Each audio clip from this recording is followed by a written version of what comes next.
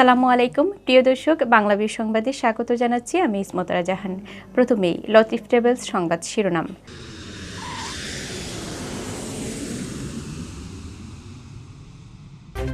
সিলেটে ফের ভূমিকম্প, 1 মিনিটের ব্যবধানে দুবার কম্পন অনুভূত, জনমনে আতঙ্ক। সিলেটে 5 তলা ভবন থেকে পড়ে যুবকের মৃত্যু নিয়ে রহস্য, ভাড়া বাসা থেকে মাদকদ্রব্য মাদক সেবনের সরঞ্জামাদি উদ্ধার। 1.5 বছর ঢাকা থেকে সিলেট এসে সাবেক মেয়রের কামরানের কবর জিয়ারত, পরিবারের খোঁজ নিলেন সাবেক শিক্ষামন্ত্রী নাহিদ।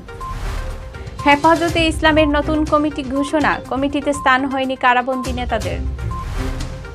দেশে করোনায় আরও 30 জনের প্রাণহানি, নতুন আক্রান্ত শনাক্ত 2000। কুড়িগ্রামের রৌমারীতে মৃত্যুর সাথে পাঞ্জা লড়ছেন দিনমজুর সোহরাব আলী, হৃদয়বন্ধের সহযোগিতা চাইলেন স্ত্রী। আগের দিন 3 জনের প্রাণহানির পর গেল 24 ঘন্টায় সিলেট বিভাগে আরও 4 জনের মৃত্যু, 51 জন আক্রান্ত শনাক্তর দিনে সুস্থ হলেন 71। এতক্ষণ শুনছিলেন শিরোনাম, এবার বিস্তারিত। সিলেটে 1 মিনিটের ব্যবধানে 2 দফা ভূমিকম্প অনুভূত হয়েছে। সোমবার সন্ধ্যা 6টা 28 মিনিটে প্রথম দফা এবং 1 মিনিট পর 6টা 29 মিনিটে দ্বিতীয় দফা ভূমিকম্প অনুভূত হয়। তবে আবহাওয়া অফিস বলেছে ভূমিকম্প একবারই হয়েছে, দ্বিতীয়টি ছিল আফটার শক। সিলেট আবহাওয়া অফিসের সিনিয়র আবহাওয়াবিদ সাইদ আহমেদ চৌধুরী জানান, ভূমিকম্পের মাত্রা ছিল 3.8 আর উৎপত্তিস্থল ছিল সিলেট রিজন। ভূমিকম্পের সময় আতঙ্কিত মানুষ বাসাবাড়ি ও মার্কেট ছেড়ে নিচে নামে আসেন। এই সময় নগর জুড়ে আতঙ্ক তৈরি হয়, অনেকে দিক বিদিক ছুটাছুটি শুরু করেন। এর আগে গত 29 মে সকাল 10টা 36 মিনিট থেকে বেলা 1টা 58 মিনিটের মধ্যে অন্তত 4 বার ভূমিকম্পন অনুভূত হয়। পরদিন ভোরে আবারও ভূমিকম্প হয়, যার সবগুলোর উৎপত্তিস্থল ছিল সিলেটের আশেপাশে। যেটা দিছে এটা একটু আস্তে আস্তে দিছে, পরেরটা যেভাবে দিছে এটা খুব জোরে দিছে। যখন এটা আপনার 500 এইভাবে দেয় নাই, যখন এটা খাড়া দিছে বিল্ডিং কিতা কেউ করে খাইতে গেছে, কেউ করে ফাটি গেছে আর কি। আসলে এইগুলা কিছু বুঝলাম না আমরা, সবাই মাতামাতি করা চাওয়া করে আর কি। কেউ করে বিল্ডিং খাই ওবাইতে খাইতে গেছে, কেউ করে ওবাইতে খাইতে গেছে, আসলে এগুলা কিচ্ছু নাই। সিলেট নগরের 5 তলা ভবনের ছাদ থেকে পড়ে মারা গেছেন এক যুবক। তার এই মৃত্যু হত্যা নাকি আত্মহত্যা তা নিয়ে তৈরি হয়েছে ধোঁয়াশা। পুলিশ বলছে তদন্তের পরই জানা যাবে মৃত্যুর আসল কারণ। মোজাম্মেল হকের ক্যামেরায় হাসান মোহাম্মদ শামীমের রিপোর্টে বিস্তারিত।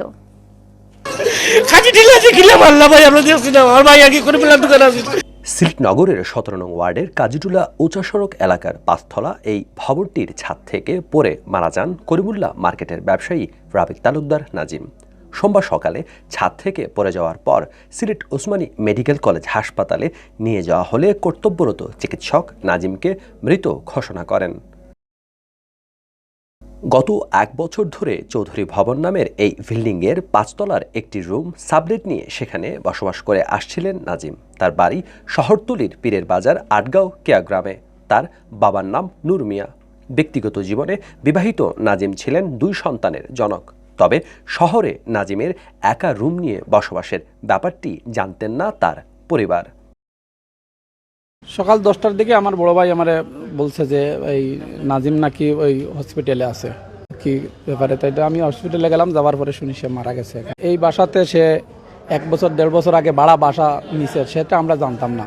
বাসার কেয়ারটেকার বলছে যে উনি নাকি ফ্যামিলি পরিচয় দিয়া, ওনার সাথে একজন মহিলা আছে, 2 জন ছেলে আছে, এরা পরিচয় দিয়া, এদের খালাতো ভাই পরিচয় দিয়া তারা একসাথে, মানে আপন ভাই পরিচয় দিয়ে একসাথে থাকে। তখন আমি আদৌ জানি না যে আমার ভাতিজা এখানে যে বাসা ভাড়া নিব, আমরার ঘর আছে, বাড়ি আছে, সব আছে, যে এখানে বাসা ভাড়া নেওয়ার কোনো ইয়ে নাই। মাসিক 3000 টাকা ভাড়ায় নাজিম যে রুমটিতে ভাড়া থাকতেন সেখানে তল্লাশি করে পুলিশ 25 পিস ইয়াবা, একটি খালি অফিসার চয়েস মদের বোতল ও মাদক সেবনের সরঞ্জামাদি পেয়েছে। আমরা তথ্যের মাধ্যমে জানলাম যে এখানে একজন মারা গিয়েছেন ছাদ থেকে পড়ে। এখনও তদন্তাধীন রয়েছে, আসলে ছাদ থেকে পড়ে মারা গিয়েছে নাকি তাকে মারা হয়েছে সেটা তদন্তাধীন ব্যাপার। সুরতহাল করা হবে, পোস্টমর্টম করা হবে, তারপরে বোঝা যাবে। তবে সে যেই ঘরে থাকতো, আমরা সেই ঘরে আসছি, সে একটা সাবলেটে থাকতো, সিঙ্গেল রুম, অ্যাটাচ বাথটাব আছে, সব কিছুই তার ছিল। এখানে আমরা তল্লাশি করে যে জিনিসগুলো পেলাম, 25 পিস ইয়াবা পেলাম এবং ইয়াবা খাওয়ার সরঞ্জামাদি যা দরকার সবগুলোই পেলাম। এছাড়া এখন আরও তল্লাশি চলছে, আরও কিছু পাই কিনা সেটা পরবর্তী সময় দেখা যাবে। মাদকের সাথে নিহত যুবকের সংশ্লিষ্টতার বিষয়টি জানতেন না তাকে সাবলেট দেওয়া ওই ফ্ল্যাটের বাসিন্দারাও। তবে ভিন্ন কথা বলছেন বাসার তত্ত্বাবধায়ক। এখন তাই তো অনেক সিনিয়র, এখন তাদের তো আমি দেখলাম যাইরাম আইরাম ইয়ে করলাম, এখন তো তাদের এলা কিছু না যে আমার এই জোর যে আমি গার্জেন টুকাইতাম, তার আইডি কার্ড আছে, সপ্তাহ আছে, বাড়ি চিনতাম, বই চিনতাম, তার বউ চিনতাম, বাচ্চা চিনতাম, সবও চিনতাম। মাঝে মাঝে প্রবলেম হয় যে অন্য ভাড়াটিয়াগুলা প্রবলেম করে যে আপনার ভাড়াটিয়া রাত্রে মানুষ নিয়ে আসে যায়। তো আমি বললাম যে তুমি রাবিদ এইগুলা করিও না, এটা ফ্যামিলি ভাড়া, তুমি 10টা 11টার ভিতরে তুমি বাসা তাইও, আর কোনো বাইরের লোক আনবাই না। এটা 8:30টার দিকে আমি ঘুমেছিলাম, ফোন পাইয়া আমি উঠছি। 2 তলার একজন ভাড়াটিয়া বলছে, ভাই 5 তলা থেকে এই যে রাবিদ ভাই আছে পড়ে গেছে। লাশ ময়নাতদন্ত করার পর নাজিমের মৃত্যুর আসল রহস্য জানা যাবে, এমনটাই বলছে পুলিশ। হাসান মোহাম্মদ শামীম, বাংলাভিউ, সিলেট। প্রায় 1.5 বছর সিলেট ফিরে মহানগর আওয়ামী লীগের সাবেক সভাপতি ও সাবেক সিটি মেয়র বদরুদ্দিন আহমদ কামরানের কবর জিয়ারত করেছেন সাবেক শিক্ষামন্ত্রী নুরুল ইসলাম নাহিদ। কামরানের বাসায় গিয়ে তার পরিবারের খোঁজ নিয়েছেন তিনি। করোনা পরিস্থিতির কারণে দীর্ঘদিন সিলেটে আসতে না পারলেও ঢাকায় বসে তিনি এলাকার কাজ করেছেন বলে জানান সাবেক শিক্ষামন্ত্রী। বেলা 2টার দিকে আকাশপথে ঢাকা থেকে সিলেট পৌঁছান সাবেক শিক্ষামন্ত্রী নুরুল ইসলাম নাহিদ। দীর্ঘদিন পর সিলেট ফেরায় নেতাকর্মীরা তাকে স্বাগত জানাতে ওসমানী বিমানবন্দরে ভিড় জমান। একসময় সিলেট জেলা আওয়ামী লীগের সাধারণ সম্পাদক অ্যাডভোকেট নাসির উদ্দিন খান ও গোলাপগঞ্জে বিয়ানীবাজার আওয়ামী লীগের নবগঠিত কমিটির নেতৃবৃন্দ বিমানবন্দরে উপস্থিত ছিলেন। বিমানবন্দরে নেমে নাহিদ বলেন, করোনা পরিস্থিতির কারণে তিনি প্রায় 1.5 বছর সিলেট আসতে না পারলেও ঢাকায় বসে এলাকার জন্য কাজ করেছেন। কঠোর স্বাস্থ্যবিধি মেনে চলার সরকারি নির্দেশনা থাকায় তিনি অনলাইনে এলাকার নেতাকর্মীদের সাথে যোগাযোগ রেখেছেন। তিনি গোলাপগঞ্জ ও বিয়ানীবাজার আওয়ামী লীগের নবগঠিত কমিটির নেতৃবৃন্দকে শুভেচ্ছা জানান। বিমানবন্দর থেকে নাহিদ সরাসরি চলে যান নগরীর মানিক পিরস্ত বদরুদ্দিন আহমদ কামরানের কবর জিয়ারতে। তিনি কবরের পাশে দাঁড়িয়ে ফাতেহা পাঠ করেন ও রুহের মাগফিরাত কামনা করে দোয়া করেন। এরপর নেতাকর্মীদের সাথে নিয়ে তিনি যান ছড়ারপাড়স্থ বদরুদ্দিন আহমদ কামরানের বাসায়। সেখানে কামরানের পরিবারের সদস্যদের সাথে কথা বলেন এবং তাদের খোঁজ খবর নেন। আমি আবার অভিনন্দন জানাচ্ছি, শুভেচ্ছা জানাচ্ছি সকল কমিটির কর্মকর্তা এবং সদস্যবৃন্দকে। একই সঙ্গে আমাদের সমস্ত সংগঠনগুলো, আওয়ামী লীগ এবং সহযোগী সংগঠন নেতাকর্মীদেরকে অভিনন্দন জানাচ্ছি, কারণ সকলের সহযোগিতাই পার্টি। কমিটি তো সবাই থাকতে পারে না, ওই পার্টি। তারপরে আমরা আশা করব আমরা সকলে মিলিতভাবে আমাদের কাজ সামনে যা আছে, পার্টিকে আরও শক্তিশালী করা, যে লক্ষ্য অর্জন করা। কওমি মাদ্রাসা ভিত্তিক আলোচিত সমালোচিত সংগঠন হেফাজতে ইসলাম বাংলাদেশের নতুন কমিটি ঘোষণা করা হয়েছে। 33 সদস্যের এই কমিটিতে জায়গা পেয়েছেন রাজনৈতিক পরিচয়ের বাইরে ক্লিন ইমেজের আলেমরা। নতুন এই কমিটির আমির পদে মাওলানা জুনাইদ বাবুনগরী এবং মহাসচিব পদে মাওলানা নুরুল ইসলাম জিহাদি রয়েছেন। এছাড়া 16 সদস্যের উপদেষ্টা কমিটির ঘোষণা করা হয়েছে। সোমবার বেলা 11টার দিকে খিলগাঁও চৌরাস্তায় কওমি মাদ্রাসা ভিত্তিক সংগঠনটির রাজধানীর মহাসচিবের কার্যালয়ে আয়োজিত এক সংবাদ সম্মেলনে এই কমিটি ঘোষণা করা হয়। কমিটি ঘোষণা দেন মহাসচিব মাওলানা নুরুল ইসলাম জিহাদি। কমিটি ঘোষণাকালে উপস্থিত ছিলেন না আমির মাওলানা জুনাইদ বাবুনগরী। আলোচিত নেতা মাওলানা মামুনুল হক সহ সম্প্রতি গ্রেপ্তার হয়ে কারাগারে যাওয়া 1/2 শতাধিক নেতার কেউই নতুন কমিটিতে স্থান পাননি। এছাড়া রাজনৈতিক দলের নেতাদেরও বাদ দেয়া হয়েছে। সংগঠনের প্রতিষ্ঠাতা আমির আল্লামা শাহ আহমদ শফির বড় ছেলে মাওলানা ইউসুফকে সহকারী মহাসচিব করা হয়েছে, যা নতুন কমিটির বড় চমক হিসেবে দেখছেন অনেকে। এছাড়া কমিটির নায়েবে আমির হিসাবে রয়েছেন মাওলানা আতাউল্লাহ হাফিজি, মাওলানা আব্দুল হক, মাওলানা সালাউদ্দিন, অধ্যক্ষ মেজানুর রহমান চৌধুরী, মাওলানা মহিবুল হক গাছবাড়ি, মাওলানা ইয়াহিয়া, মাওলানা আব্দুল কুদ্দুস, মাওলানা তাজুল ইসলাম, মাওলানা ওবায়দুর রহমান মাহবুব ও মাওলানা মুফতি জসিমউদ্দিন। দেশে গেল 24 ঘন্টায় করোনা ভাইরাসে আক্রান্ত 30 জনের মৃত্যু হয়েছে, আর সব মিলিয়ে মৃতের সংখ্যা দাঁড়িয়েছে 12,869 জনে। এই সময়ের মধ্যে নতুন করে করোনা আক্রান্ত শনাক্ত হয়েছেন 1,970 জন, আর মোট শনাক্তের সংখ্যা বেড়ে দাঁড়ালো 8,12,960 জনে।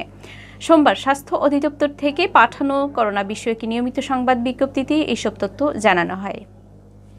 বিজ্ঞপ্তিতে বলা হয়ে গেল 24 ঘন্টায় দেশে করোনা মুক্ত হয়েছেন 1918 জন, আর মোট সুস্থ হওয়ার সংখ্যা দাঁড়িয়েছে 7,53,240 জনে। গত 24 ঘন্টায় 17,666 জনের নমুনা সংগ্রহ করা হয়েছে, আর পরীক্ষা করা হয়েছে 17,169টি। নমুনা পরীক্ষার তুলনায় শনাক্তের হার 11.47%। দেশে এ পর্যন্ত মোট নমুনা পরীক্ষা করা হয়েছে 60,67,042টি। মোট পরীক্ষার তুলনায় শনাক্তের হার 13.40%। গেল 24 ঘন্টায় মারা যাওয়া 30 জনের মধ্যে ঢাকা বিভাগের 7 জন, এছাড়া চট্টগ্রামে 11, রাজশাহীতে 2, খুলনায় 3, সিলেটে 4, রংপুরে 1 এবং ময়মনসিংহে 2 জন মারা গেছেন। 24 ঘন্টায় মারা যাওয়াদের মধ্যে 19 জন পুরুষ এবং 11 জন নারী। এদের মধ্যে বাসায় মারা গেছেন 3 জন, বাকিরা হাসপাতালে মারা গেছেন। এ পর্যন্ত ভাইরাসটিতে মোট মারা যাওয়া 12,869 জনের মধ্যে পুরুষ 9,275 জন এবং নারী 3,594 জন।